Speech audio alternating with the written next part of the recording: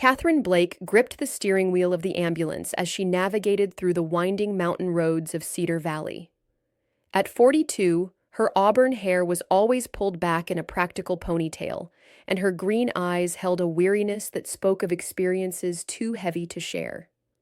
The people of this small Colorado town knew her as the quiet ambulance driver who'd worked for the local emergency services for the past 8 years. What they didn't know was that Dr. Catherine Blake had once been one of the most respected neurosurgeons on the West Coast. The radio crackled to life, breaking her from her thoughts. Unit 12, we have a code blue at the Henderson farm. Elderly male, chest pains, difficulty breathing. Catherine reached for the radio with steady hands. Unit 12 responding, ETA 12 minutes. She hit the sirens and pressed the accelerator, her movements automatic after years of emergency responses. As she drove, her mind wandered to the life she'd left behind.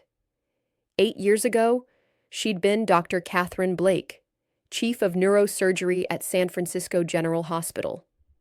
Her hands had saved countless lives, her expertise had been sought after by hospitals across the country, and her research had been published in the most prestigious medical journals.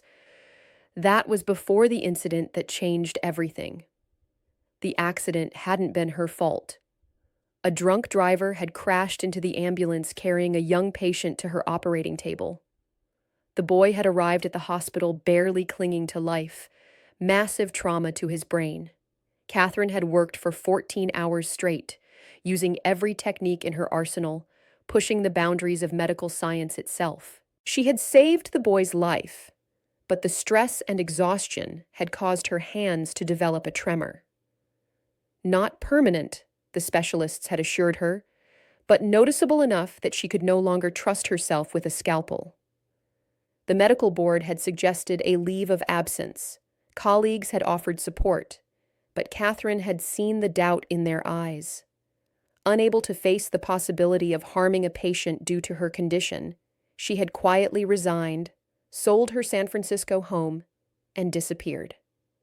She'd driven until she reached Cedar Valley, a town so small it barely appeared on maps, where she'd started over as an EMT and ambulance driver. The Henderson farm appeared ahead, and Catherine pulled up to the modest house with practiced precision. She grabbed her medical kit and hurried to the front door, where Mrs. Henderson met her with tear-filled eyes. "He's in the bedroom," the elderly woman said. "Just collapsed while feeding the chickens. Says his chest feels like it's on fire." Catherine found Jim Henderson, 73, lying on his bed, his face gray with pain. She immediately began her assessment, checking his pulse, blood pressure, and oxygen levels.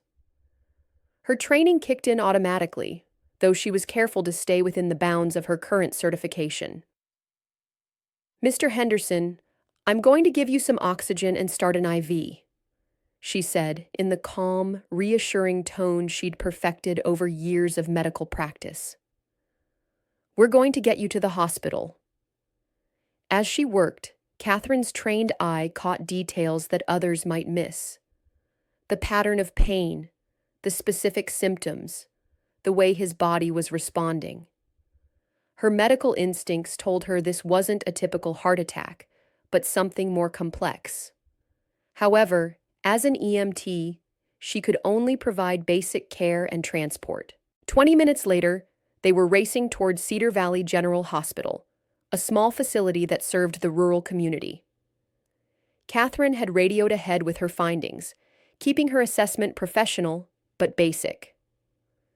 "Cedar Valley General, this is Unit 12. Male, 73, chest pain and respiratory distress. Blood pressure 160/95, pulse 110, oxygen saturation 88%. ETA 4 minutes. The voice that responded was new, young, and carried an edge of superiority that made Catherine's jaw tighten slightly. "Unit 12, this is Dr. Webb. Just get him here quickly. I'll handle the real medical work." Catherine bit back her response. Dr. Marcus Webb had arrived in Cedar Valley 3 weeks ago, fresh from his residency at a big city hospital. At 29, he'd made it clear that he considered this assignment beneath him, a temporary stepping stone to a better position. His attitude toward the EMTs and nurses had already earned him a reputation for arrogance. They arrived at the hospital, and Catherine helped transfer Mr. Henderson to a gurney. Dr. Webb appeared, his dark hair perfectly styled, his white coat pristine. He was tall and conventionally handsome, with the kind of confidence that came from never being seriously challenged. "What have we got?" he asked, not bothering to look at Catherine directly. 73-year-old male with chest pain and respiratory distress, Catherine reported. Started while doing farm work. Pain is described as burning, radiating to the left shoulder. Vitals are... "I can read the chart," Webb interrupted, taking the clipboard from her hands. "You can go now. I'll take it from here."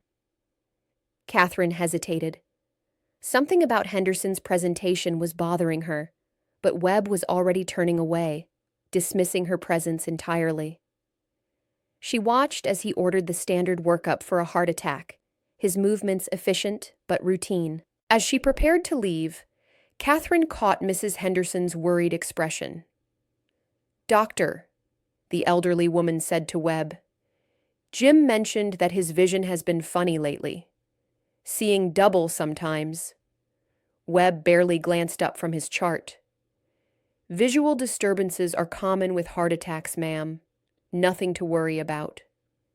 Catherine froze. Double vision, combined with the specific pattern of chest pain she'd observed, could indicate something far more serious than a heart attack. She stepped forward. "Doctor, given the visual symptoms and the—" "Excuse me," Webb said, finally looking at her directly. His expression was one of barely concealed irritation. "I don't need medical advice from an ambulance driver. You've done your job by getting him here. Now let the actual doctor handle the medicine." The words stung, but Catherine had heard similar dismissals before. In her current role, she was used to being overlooked, despite her knowledge and experience.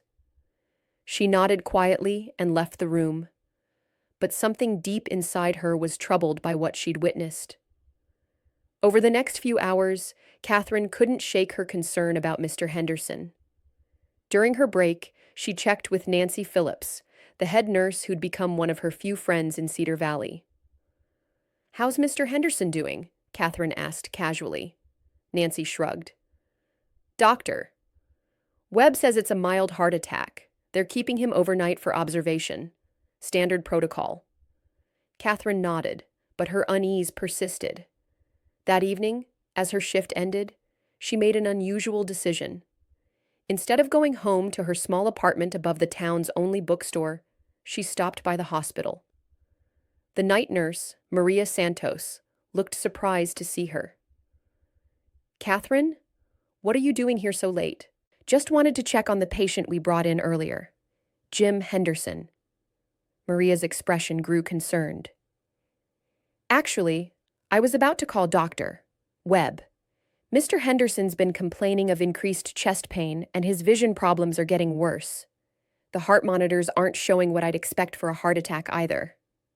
Catherine felt her blood run cold. "Can I see his chart?" Maria hesitated. "You know I shouldn't—" "Please, Maria, something's not right." The nurse looked around, then quietly handed over the chart.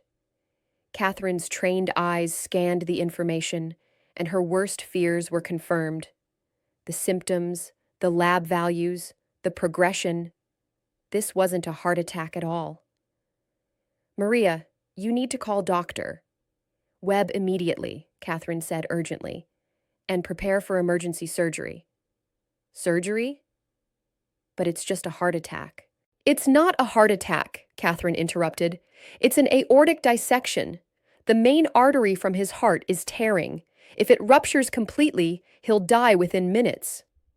Maria stared at her in shock. "How do you know that?" Before Catherine could answer, an alarm began blaring from Henderson's room. They rushed in to find him unconscious, his blood pressure dropping rapidly.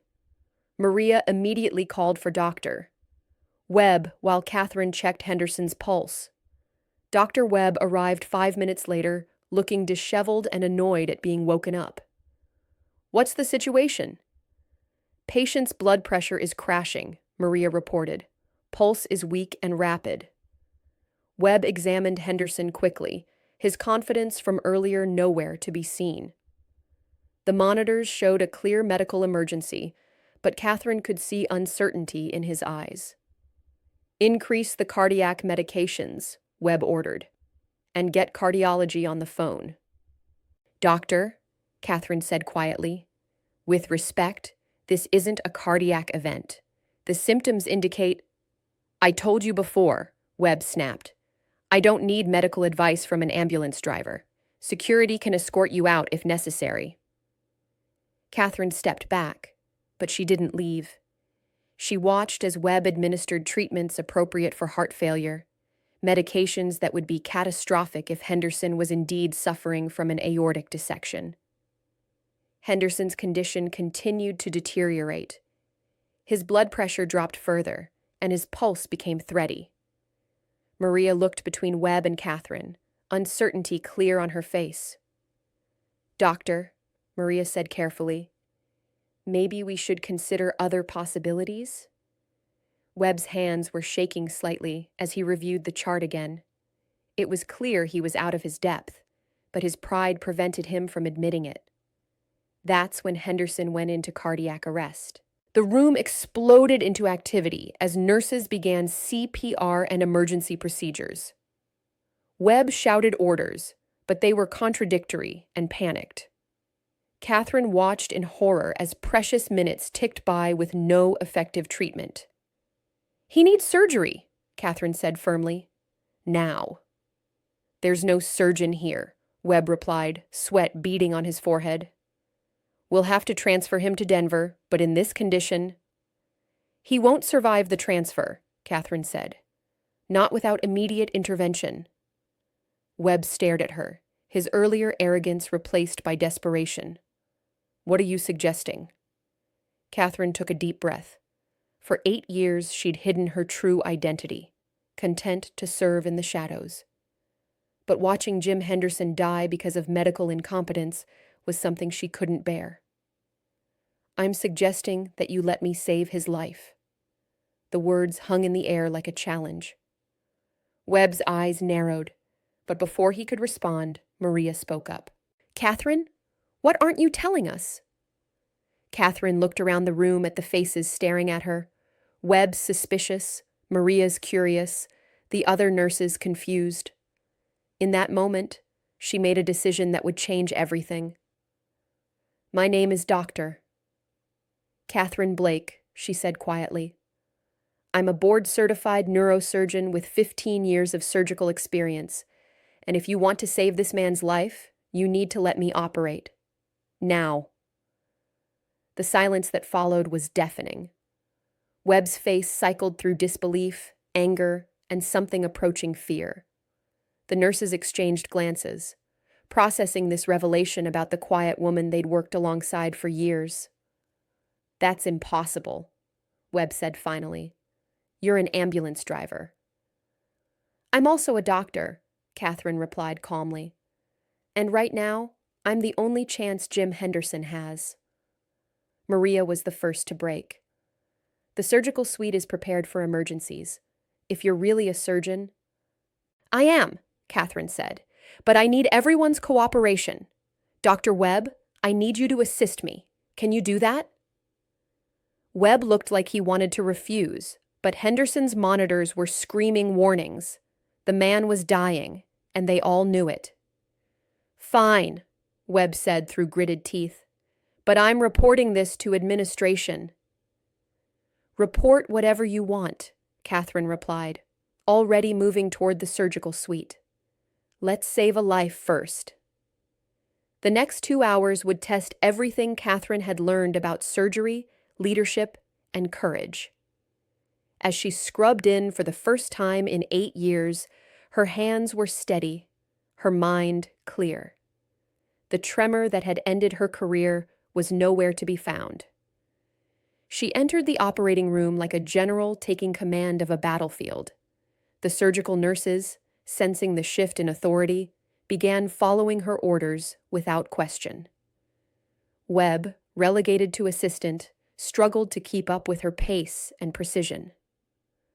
"Scalpel," Catherine said, her voice carrying the authority of someone who'd commanded operating rooms for decades. As she made the first incision, muscle memory took over. Her hands moved with practiced precision, navigating the complex anatomy with the confidence of someone who'd performed this surgery hundreds of times. The aortic dissection was severe, just as she'd suspected, but repairable. "How did you know?" Webb asked quietly as they worked. "Experience," Catherine replied, her focus never wavering from the surgical field. The combination of symptoms was classic for type A aortic dissection. The chest pain pattern, the visual disturbances, the way his blood pressure responded to position changes. Catherine began removing her surgical gloves, the weight of what she'd just done settling on her shoulders. "Dr. Webb, can I give you some advice?" He nodded, his earlier arrogance completely gone. "Medicine isn't about being the smartest person in the room," she said. "It's about being willing to learn, to listen, and to put the patient's needs above your own ego. The moment you think you know everything is the moment you become dangerous." Webb was quiet for a long moment. "Why didn't you tell anyone who you were?" Catherine looked through the observation window at Henderson, who was being wheeled to recovery. "Because sometimes it's better to serve quietly than to seek recognition. I found peace in this role." "And now?" Catherine considered the question. The truth was, performing surgery again had awakened something in her she'd thought was gone forever. The passion, the sense of purpose, the knowledge that her skills could save lives. "Now I need to think about what comes next."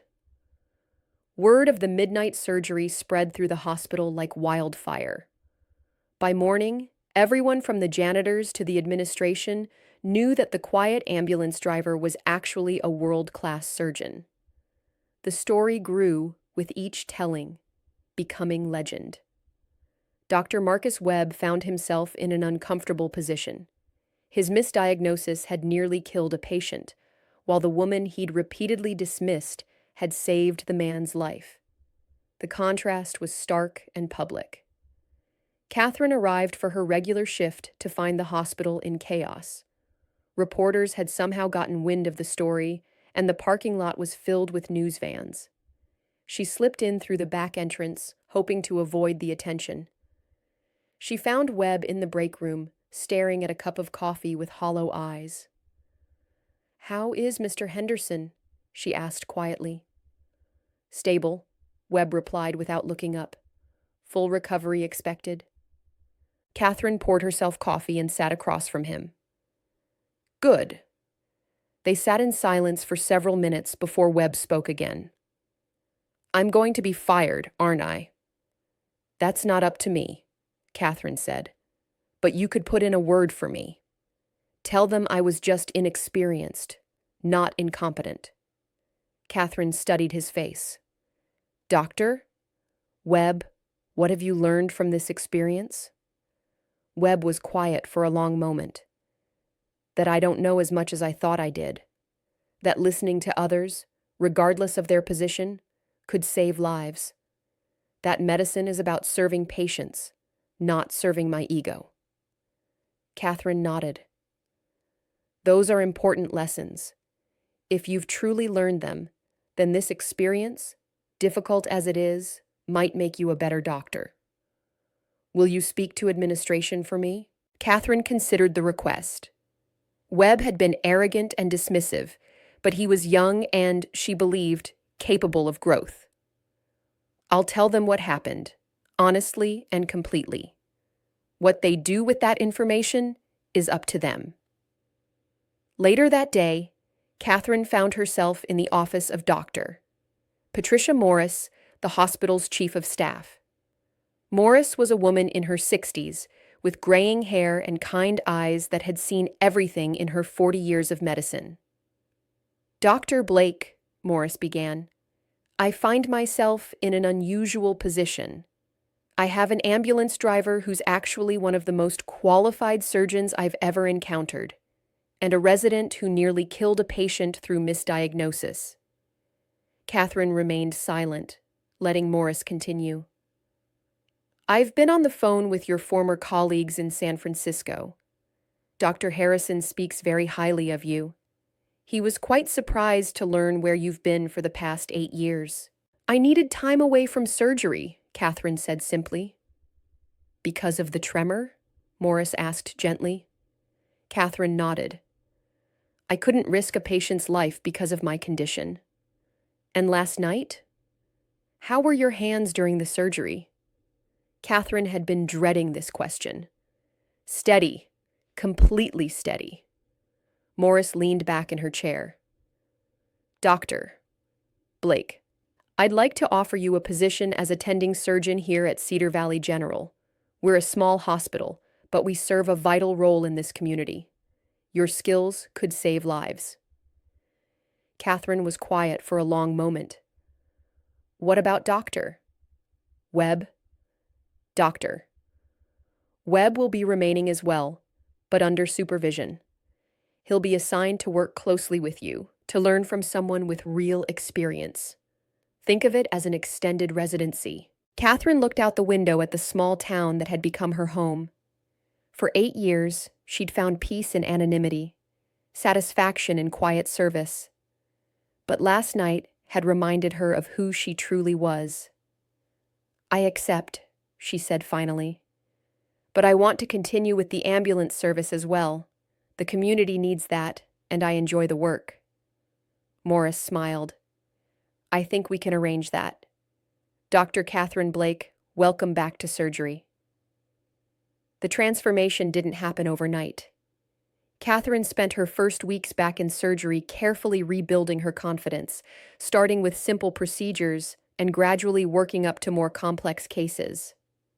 Webb, chastened by his experience, proved to be an eager student, listening carefully to her guidance and asking thoughtful questions. The hospital staff treated her with a mixture of awe and curiosity.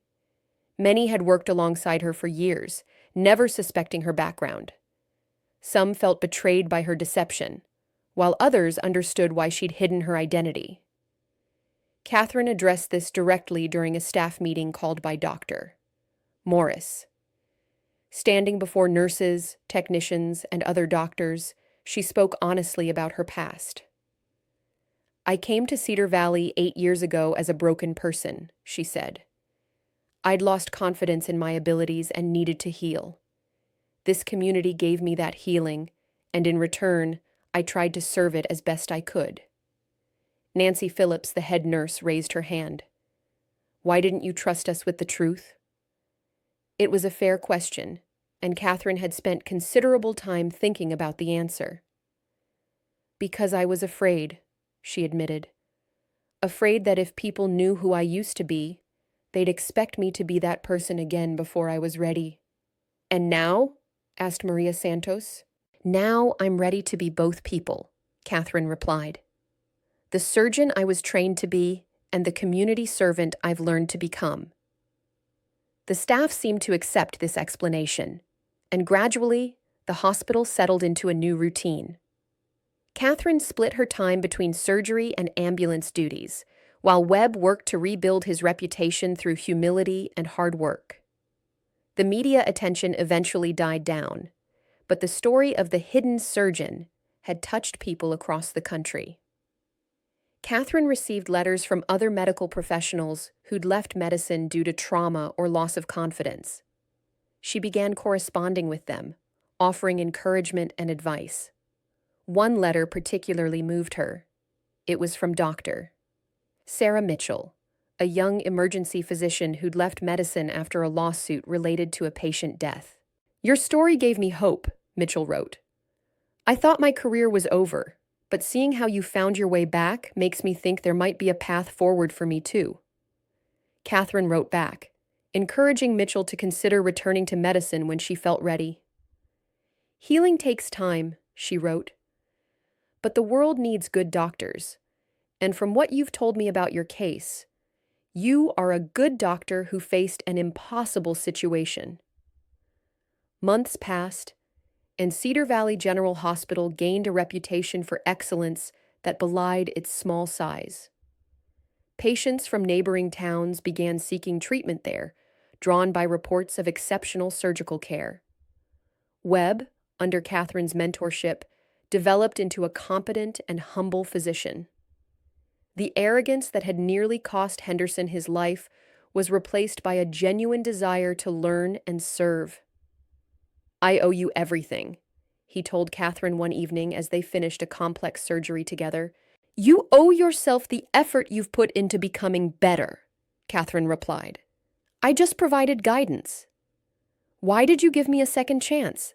After how I treated you?" Catherine considered the question. "Because everyone deserves the opportunity to grow. And because the best teachers are often those who've made serious mistakes and learned from them." Their partnership became a model for the hospital. The experienced surgeon and the humbled resident, working together to provide the best possible care. Other medical institutions began sending residents to observe their collaboration. Catherine also established a unique program at the hospital, a mentorship initiative for medical professionals struggling with confidence or career setbacks. She partnered with hospitals across the region to identify doctors, nurses, and technicians who needed support and guidance. Dr. Morris observed this development with satisfaction. "You've transformed not just our surgical program, but our entire culture," she told Catherine. "We're becoming known as a place where people heal, patients and staff alike." As the second anniversary of her return to surgery approached, Catherine reflected on the journey that had brought her full circle. She was standing in the hospital's parking lot, having just completed a particularly challenging surgery, when she saw a familiar sight: an ambulance pulling up to the emergency entrance. She grabbed her emergency kit and ran to assist, her dual roles as surgeon and EMT now seamlessly integrated. The patient was a young construction worker who'd fallen from scaffolding with obvious head trauma. Catherine quickly assessed the situation, her surgical expertise immediately evident. "Possible skull fracture with brain swelling," she told the emergency team. "We need to get him to surgery immediately." As they rushed the patient to the operating room, Catherine felt the familiar surge of adrenaline and purpose that came with saving lives. But now it was accompanied by something else: the deep satisfaction of knowing she was exactly where she belonged. The surgery was successful, and the construction worker made a full recovery. As Catherine cleaned up afterward, she found Webb waiting for her. "Another life saved," he said with genuine admiration. "Another day at Cedar Valley General," Catherine replied with a smile. Webb had grown tremendously over the past 2 years, becoming not just a better doctor, but a better person. His experience with Henderson had taught him invaluable lessons about humility, teamwork, and the importance of putting patients first. "Dr. Blake," he said, "I wanted to thank you again, not just for saving my career, but for teaching me what it really means to be a physician." Catherine nodded, appreciating how far he'd come. "You did the hard work, Marcus. I just provided some guidance along the way." As they walked through the hospital corridors, Catherine noticed how much the atmosphere had changed since her arrival as an attending. The staff worked with greater confidence and collaboration, knowing they had strong leadership and support. The arrogance and hierarchy that had once characterized the medical profession were being replaced by mutual respect and shared purpose. The hospital's patient satisfaction scores had risen dramatically, not just because of improved surgical outcomes, but because of the overall culture of caring that had emerged. Catherine's philosophy of treating everyone, from patients to janitors, with equal respect had spread throughout the organization. Dr. Morris approached them as they reached the main corridor. "Catherine, I just got off the phone with the state medical board. They're considering our hospital for a Distinguished Service Award based on our patient outcomes and innovative mentorship programs." Catherine felt pride, but also humility. "That's wonderful, but it's a team effort. Everyone here deserves credit." "Spoken like a true leader," Morris replied. "Oh, and I have some other news. Dr. Sarah Mitchell, that emergency physician you've been corresponding with, she's decided to return to medicine. She's asked if she can do her refresher training here, under your supervision." Catherine smiled broadly. This was exactly the kind of outcome she'd hoped for when she started reaching out to struggling medical professionals. "I'd be honored to work with her." As the day wound down, Catherine made her rounds through the hospital, checking on patients and supporting staff. It was a routine she'd maintained since returning to surgery, believing that healing happened through countless small interactions, not just dramatic surgical interventions. She stopped by Jim Henderson's room. He'd become a regular visitor to the hospital, not as a patient, but as a volunteer who helped with gardening and maintenance projects. His recovery had been complete, and he'd become something of a local celebrity as the patient whose life had been saved by the hidden surgeon. "Evening, Dr. Blake," Henderson said with a warm smile. "Just finished planting some flowers in the courtyard garden." "They look beautiful, Jim. How are you feeling?" "Never better," he replied. "And I tell everyone who'll listen that I owe my life to the finest surgeon in Colorado." Catherine deflected the praise, as she always did, but she was genuinely grateful for Henderson's recovery and friendship. His case had been the catalyst for her return to surgery, and his continued health was a daily reminder of why she'd made the right choice. As evening approached, Catherine finally made her way home to her small apartment above the bookstore. The space was modest but comfortable, filled with medical journals, novels, and mementos from her years in Cedar Valley. She poured herself a glass of wine and stepped onto her small balcony, looking out over the town that had become her sanctuary and her stage for redemption. The mountains in the distance were silhouetted against the setting sun, their peaks touched with gold and purple. Her phone rang, interrupting her quiet reflection. The caller ID showed a number from San Francisco. "Catherine?" The voice was familiar. "Doctor." Robert Harrison, her former colleague and one of the few people who'd supported her during her darkest period. "Robert," she said warmly. "How are you?" "I'm well, but I'm calling with an interesting proposition. The hospital board here has been following your work in Cedar Valley. They're impressed by what you've accomplished." Catherine felt a familiar tightness in her chest. She knew where this conversation was heading. "They want to offer you a position as chief of surgery," Harrison continued. "Full resources, unlimited budget, opportunity to build one of the premier surgical programs in the country. It's everything you once wanted." Catherine was quiet for a long moment, watching the lights begin to twinkle in the houses below. 2 years ago, this call would have felt like vindication. Now, it felt like a test. "Robert, I'm honored by the offer," she said finally. "But I'm needed here. Catherine, you're incredibly talented, but you're wasting your skills in a small-town hospital.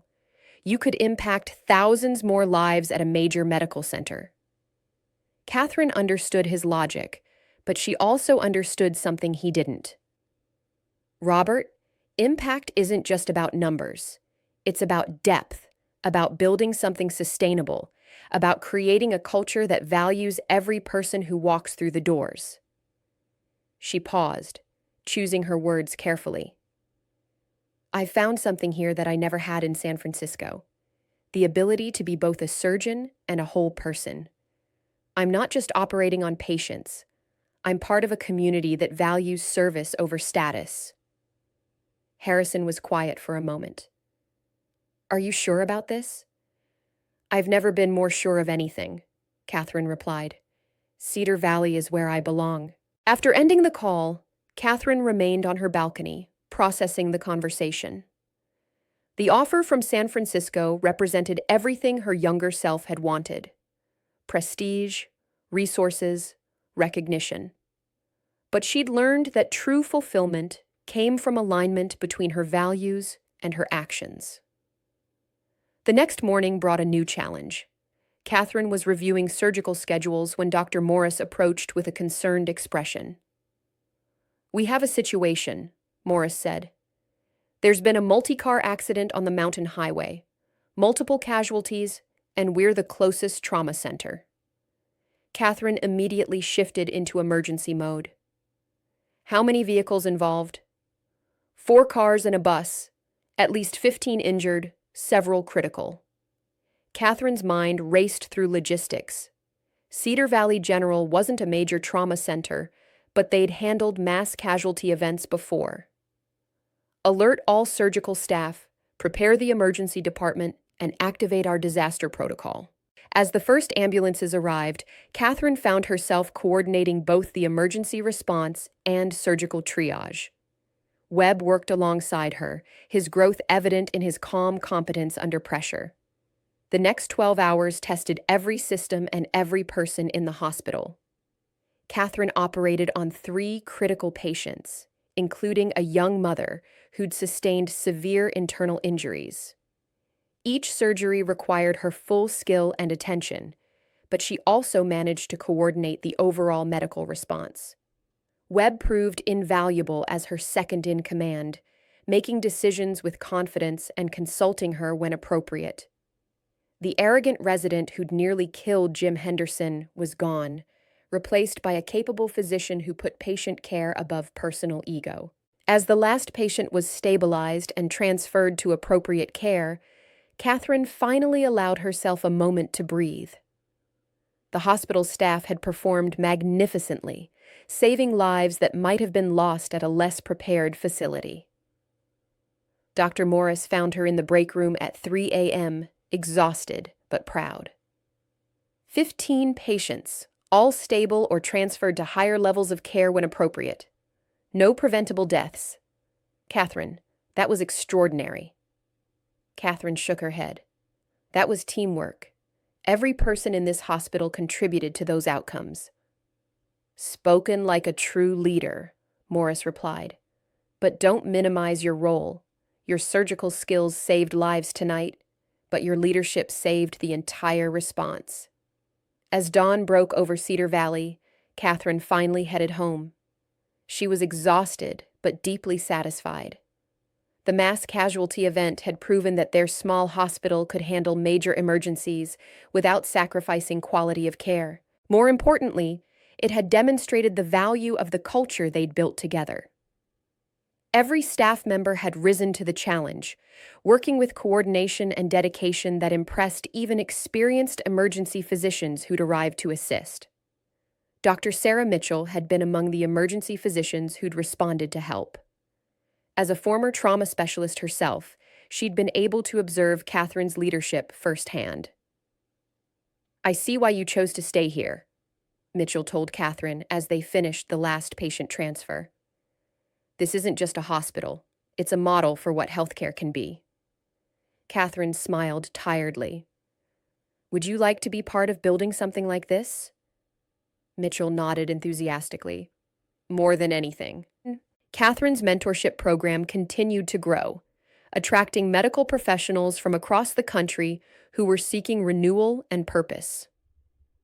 Cedar Valley General became known not just for excellent patient care, but as a place where healthcare workers could rediscover their passion for healing. Webb, now in his 3rd year under Catherine's guidance, had become an exceptional physician. His transformation from arrogant resident to compassionate healer was complete, and he'd begun mentoring newer residents in turn. "You know," he told Catherine one day as they completed rounds together, "I almost quit medicine after the Henderson incident. I thought I wasn't cut out for it." "What changed your mind?" Catherine asked. "You showed me that making mistakes doesn't disqualify you from medicine. It qualifies you to become better. and you demonstrated that being a physician isn't about being the smartest person in the room. It's about serving others with humility and skill. Catherine nodded, proud of his growth. You've become the kind of doctor patients need, Marcus, one who combines competence with compassion. As they walked through the hospital, Catherine reflected on the journey that had brought her to this moment. 8 years ago, she'd arrived in Cedar Valley as a broken surgeon, hiding from her past and questioning her worth. Now she was not only healing patients, but helping to heal the medical profession itself.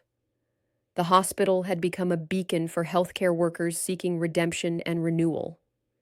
Catherine's story, from celebrated surgeon to humble ambulance driver to respected leader, had inspired countless medical professionals to persevere through their own challenges. But perhaps most importantly, she'd learned that true success wasn't measured by prestige or recognition, but by the positive impact you had on others. Every patient saved, every colleague mentored, every life touched was a victory that mattered more than any professional accolade.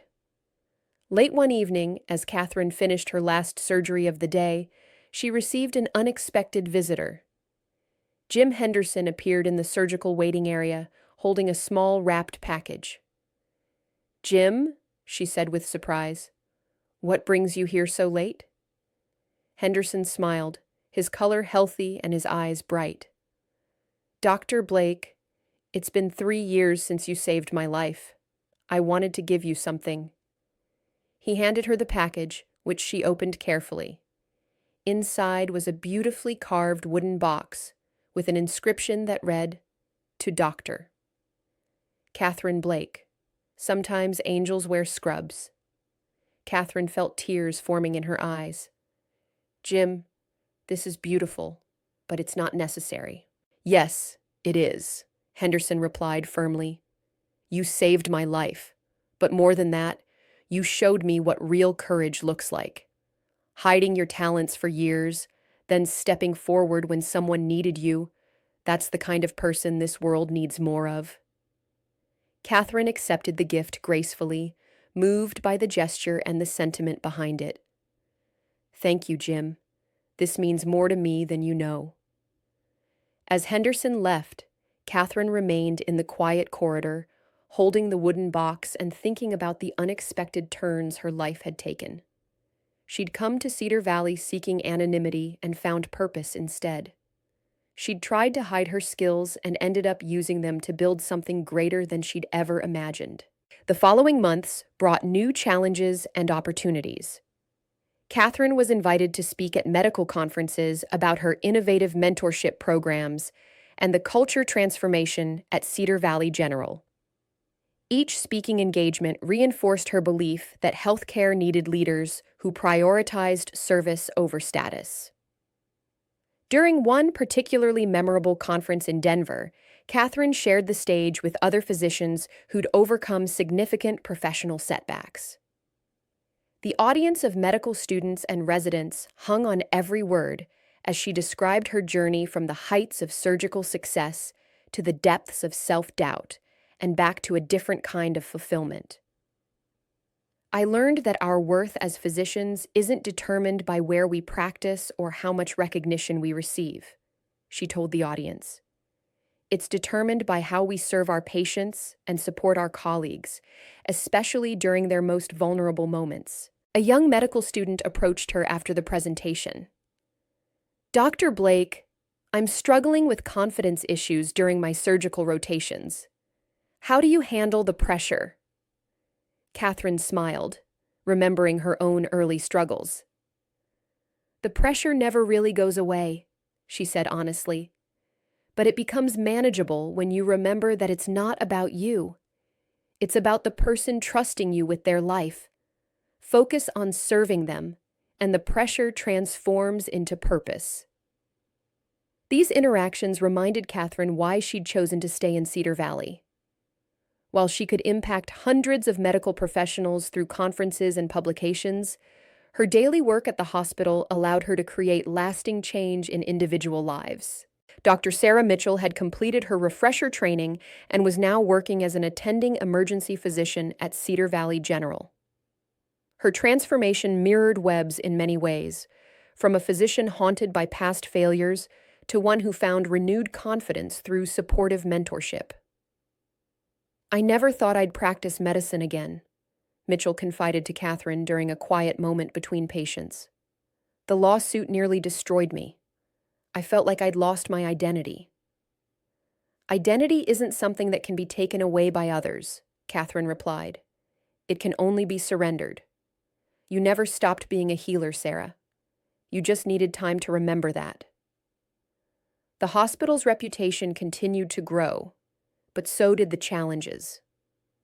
Success brought scrutiny, and Catherine found herself defending their unconventional approaches to hospital administrators and medical board inspectors who questioned whether a small rural hospital could truly provide world-class care. During one particularly tense inspection, a state medical board representative questioned their surgical outcomes data.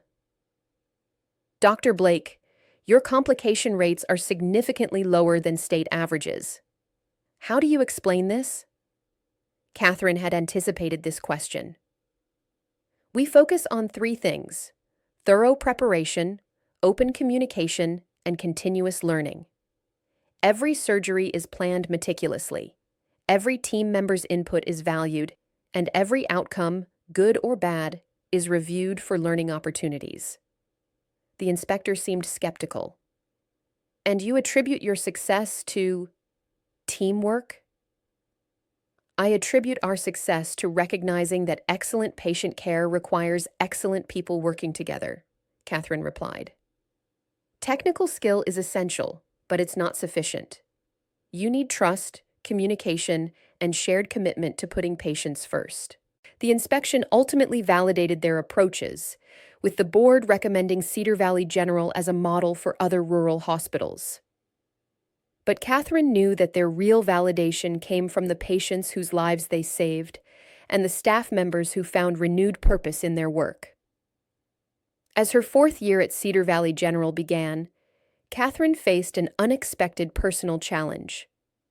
During a routine checkup, her physician discovered early signs of arthritis in her hands, a condition that could potentially affect her surgical abilities in the coming years. The news brought back memories of the tremor that had ended her previous career, but this time her response was different. Instead of panic or despair, Catherine felt a calm determination to make the most of whatever time she had left as a surgeon. She confided in Dr.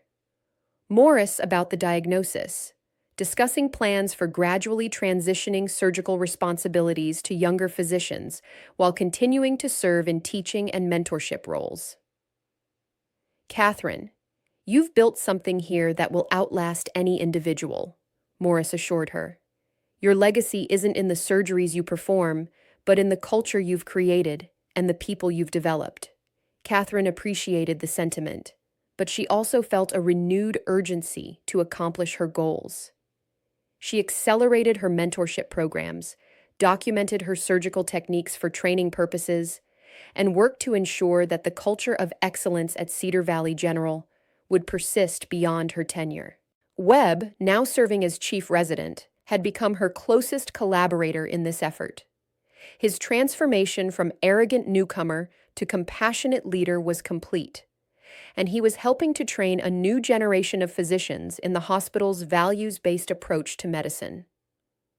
"You know," Webb told her one evening as they reviewed surgical schedules, "when I first came here, I thought you were wasting your talents in a small-town hospital. Now I understand that you were investing them in something much more valuable than personal recognition." Catherine smiled at his insight. "It took me a while to learn that lesson myself, Marcus. But once you understand that true fulfillment comes from service rather than status, everything changes." Their conversation was interrupted by an emergency call. A hiking accident in the nearby mountains had resulted in multiple injuries, including a climber with severe head trauma. The rescue helicopter was already en route to the hospital. Catherine and Webb immediately began preparing for what could be a complex neurosurgical procedure. As they scrubbed in, Catherine felt the familiar surge of adrenaline that came with high-stakes surgery, but also a deep sense of gratitude for the opportunity to use her skills in service of others.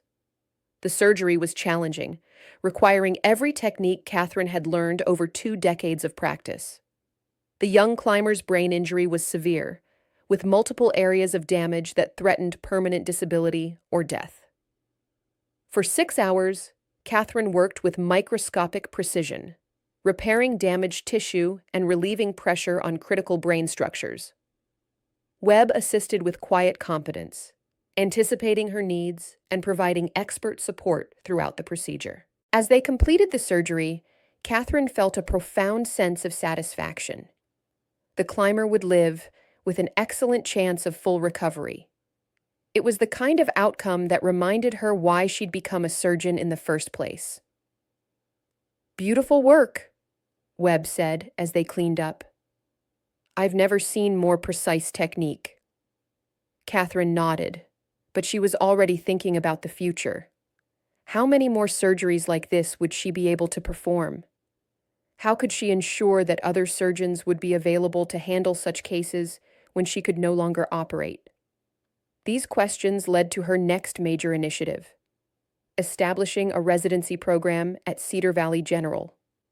While unconventional for a small rural hospital, Catherine believed they could provide training that combined technical excellence with the values-based approach to medicine they'd developed. The proposal faced significant bureaucratic obstacles, but Catherine's reputation and the hospital's proven track record eventually convinced medical education authorities to approve a pilot program. Within a year, they welcomed their first class of residents, young physicians who'd chosen Cedar Valley specifically because of its culture and mentorship opportunities. The program attracted residents who might otherwise have gone to prestigious urban hospitals, drawn by the opportunity to work closely with Catherine and the other physicians who'd built something special in the Colorado mountains. Dr. Jennifer Park, one of the first residents, explained her choice. "I could have matched at Johns Hopkins or Mayo Clinic, but I wanted to train somewhere that would teach me to be both an excellent surgeon and a complete physician." Dr. Blake's reputation for developing doctors who combine technical skill with genuine compassion was exactly what I was looking for. Catherine took special pride in working with these young physicians, seeing in them the future of medicine. Each resident brought fresh perspectives and energy, while benefiting from the wisdom and experience of the attending staff. The residency program also attracted attention from medical educators across the country, who came to observe their innovative approaches to training. Catherine found herself hosting delegations from major medical schools, sharing insights about how to develop both technical competence and professional character in future physicians. "The key," she explained to one group of visiting educators, "is to create an environment where excellence is expected, mistakes are learning opportunities, and service to others is the highest priority." When residents see these values lived out by attending physicians, they internalize them as well. As the seasons changed in Cedar Valley, Catherine reflected on the journey that had brought her to this point. From the depths of professional despair to a new kind of fulfillment, she discovered that true success in medicine, as in life, came from aligning personal values with professional practice. The small town that had once been her refuge had become her platform for impact. The hospital that had hired a simple ambulance driver had gained a leader who transformed not just surgical outcomes, but the entire culture of healthcare in their community. Webb, now preparing for his final year of training before becoming an attending physician, had evolved into Catherine's closest colleague and trusted successor. Their partnership represented everything Catherine believed about medicine: experienced wisdom guiding emerging talent, mutual respect, transcending hierarchical differences, and shared commitment to serving others. "I've been thinking about the future," Webb told her during one of their regular evening discussions. "When you decide to step back from surgery, I'd like to help continue what you've built here." Catherine smiled, pleased by his commitment, but also aware of the broader implications. Marcus, what we've built here isn't dependent on any one person. It's a culture, a set of values, a way of practicing medicine that can be sustained by anyone who embraces its principles. I understand that, Webb replied, but I also understand that leadership matters. Someone needs to carry forward your vision of what healthcare can be.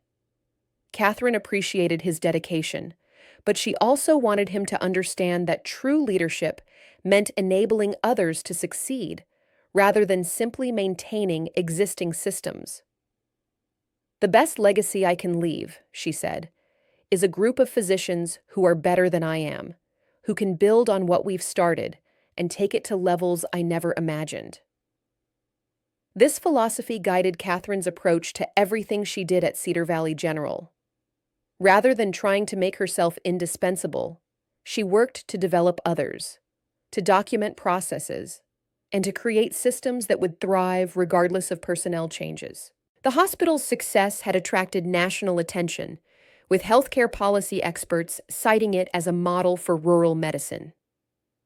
Catherine had been invited to testify before congressional committees about healthcare delivery, but she'd declined, preferring to focus on her direct patient care and teaching responsibilities. Policy changes happen at the top, she explained to Dr. Morris, but cultural changes happen person by person, patient by patient, interaction by interaction. I'd rather focus on the level where I can have the most authentic impact. This perspective reflected Catherine's broader philosophy about leadership and influence. She'd learned that sustainable change came from building relationships and demonstrating values rather than seeking positions of authority or public recognition. As her 5th year at Cedar Valley General drew to a close, Catherine began planning for a gradual transition away from the most demanding surgical procedures. Her arthritis, while still manageable, was progressing slowly, and she wanted to ensure continuity of care for her patients. The transition plan involved gradually shifting complex cases to other surgeons while maintaining her teaching and mentorship responsibilities. Webb and Dr. Mitchell would assume greater surgical responsibilities, while Catherine focused on developing the next generation of physicians through the residency program. It's not retirement, she explained to concerned staff members. It's evolution. I'm moving from direct patient care to developing the people who will provide that care in the future. The announcement of her transition sparked an outpouring of support from patients, colleagues, and medical professionals across the country who'd been inspired by her story. Letters arrived from physicians she'd mentored, patients whose lives she'd saved, and medical students who'd found encouragement in her example. One letter particularly moved her. It came from Dr. Maria Santos, a young surgeon who'd attended one of Catherine's conference presentations 5 years earlier. Dr. Blake, the letter read, your talk about finding purpose in service changed my career trajectory. I was planning to pursue plastic surgery for the income potential, but your words made me reconsider. I'm now completing a rural surgery fellowship, planning to serve an underserved community in Montana. Your example showed me that the most rewarding career is one aligned with your values. These letters reminded Catherine that her impact extended far beyond Cedar Valley. Through her speaking engagements, publications, and mentorship programs, she'd influenced medical professionals across the country to reconsider their own priorities and approaches to practice. The formal transition ceremony took place on a beautiful autumn day, with staff, patients, and community members gathering to celebrate Catherine's contributions to the hospital and the region. Dr. Morris presented her with a Lifetime Achievement Award from the State Medical Association, but Catherine's focus was on the future rather than past accomplishments. What we've built here, she told the assembled crowd, represents the best of what medicine can be.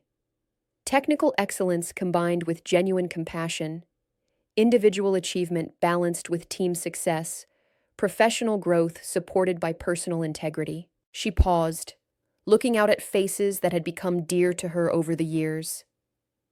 The measure of what we've accomplished won't be found in awards or recognition, but in the lives we've saved, the careers we've developed, and the culture we've created that will continue serving this community long after any of us are gone. Webb stepped forward to accept the symbolic transfer of surgical leadership, his expression serious but confident.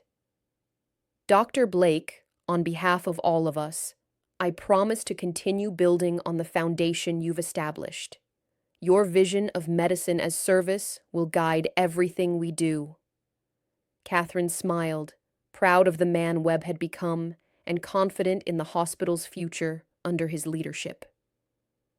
The arrogant resident who'd nearly killed Jim Henderson was now a compassionate, skilled physician ready to lead the next generation of healers. As the ceremony concluded and people began to disperse, Catherine found herself standing alone in the hospital courtyard, looking up at the mountains that had sheltered her during her years of healing and growth. The peaks were covered with early snow, their white caps brilliant against the autumn sky. Jim Henderson approached, walking with the steady gait of someone whose life had been saved and extended by skilled medical care. Dr. Blake, he said quietly, I wanted to thank you one more time, not just for saving my life, but for showing all of us what real courage looks like. Catherine accepted his thanks gracefully, but her mind was already turning toward the future. She would continue teaching, continue mentoring, continue serving the community that had given her so much. The role would be different, but the purpose would remain the same, using her gifts in service of others. As evening approached and the hospital settled into its night routine, Catherine made one final walk through the corridors that had been her domain for 5 transformative years. The sounds were familiar. Monitors beeping steadily, nurses moving quietly between rooms, the distant hum of essential equipment keeping vigil over sleeping patients. In the surgical suite where she'd saved Jim Henderson's life, where she'd operated on countless other patients, where she'd taught young physicians the art and science of healing, Catherine paused to reflect on the journey that had brought her full circle. 8 years ago, she'd been Dr. Catherine Blake, celebrated neurosurgeon, confident in her abilities, but narrow in her understanding of what it meant to serve others. The trauma that had ended that career had seemed like devastating failure at the time. Now she understood it differently. The setback had been a redirection, not an ending. It had led her to discover forms of fulfillment and impact that her younger self had never imagined. She'd learned to find purpose in anonymity, strength in service, and success in developing others rather than advancing herself. The hospital around her represented the culmination of that learning. Every system, every protocol, every cultural norm reflected the values she'd discovered during her years of exile and return. More importantly, the people who would carry on this work embodied those values in their daily practice. Catherine turned off the lights in the surgical suite and walked toward the exit. But she wasn't leaving. She was transitioning. Tomorrow would bring new challenges, new opportunities to serve, new chances to develop the healing professionals who would care for future generations. Outside, the Colorado sky was ablaze with stars, their light clear and brilliant in the thin mountain air. Catherine stood for a moment in the parking lot where she'd first arrived 8 years ago as a broken refugee from her former life. She was no longer that person, but she was also more than the surgeon she'd been before her fall. She was someone who'd learned that true success came not from what you achieved for yourself, but from what you enabled others to accomplish. The quiet ambulance driver who'd hidden her identity for years had become a leader whose influence extended far beyond the small town that had given her sanctuary. The surgeon who'd once measured success by personal recognition had discovered that the greatest satisfaction came from seeing others exceed their own expectations. As Catherine finally headed home to her apartment above the bookstore, She carried with her the satisfaction of work well done and the anticipation of contributions yet to be made. The story of the hidden surgeon had become the story of medicine as it could be: skilled, compassionate, and devoted to serving others above all else. In the quiet streets of Cedar Valley, under the watchful presence of the eternal mountains, Catherine Blake had found not just redemption, but transformation. She had learned that sometimes the greatest strength is found not in hiding from your past, but in using it to build a better future for others. The lights in the hospital continued to burn through the night, as they always had and always would, symbols of hope and healing in a world that desperately needed both. And in the small town that had become her home, Catherine Blake, surgeon, teacher, mentor, and servant, prepared for whatever challenges and opportunities tomorrow might bring. The silent strength that had sustained her through years of exile had become the foundation for a legacy that would endure long after her surgical career ended. In learning to serve others without seeking recognition, she had discovered the deepest satisfaction any healer could know: the knowledge that her work had made the world a little better, one life at a time. The story that had begun with a fallen surgeon hiding her identity had evolved into something far greater: a testament to the power of resilience, the importance of humility, and the transformative potential of service. Catherine Blake's journey from the shadows of defeat to the light of purpose had become an inspiration not just for medical professionals, but for anyone who had ever faced failure and wondered if redemption was possible. In Cedar Valley, under the vast Colorado sky, the answer was clear. It was not only possible, but infinitely rewarding for those brave enough to choose service over status, others over self, and quiet strength over loud proclamation of their abilities. As the first light of dawn began to touch the mountain peaks, Catherine Blake looked forward to another day of serving others, another opportunity to make a difference, another chance to prove that the measure of a life well lived was not in the recognition received, but in the service given. The hidden surgeon had become visible again, not through self-promotion or publicity, but through the quiet demonstration of excellence in service. Her legacy would live on in every patient saved, every career developed, every life touched by the example she had set. In the end, Catherine had learned the most important lesson of all: that true success was not about recovering what had been lost, but about discovering what had always been possible when skill was combined with humility. Expertise was balanced with empathy, and individual achievement was measured by collective good. The story of Cedar Valley General Hospital would continue, carried forward by the people Catherine had developed and the culture she had helped create. But her own story, from celebrated surgeon to hidden ambulance driver to transformational leader, would stand as a testament to the power of perseverance, the importance of service, and the unexpected ways that seeming failure could lead to the greatest success of all. If this story touched you, don't forget to like, comment, and subscribe. We'd love to hear what inspired you the most. And where in the world are you watching from? Let us know below.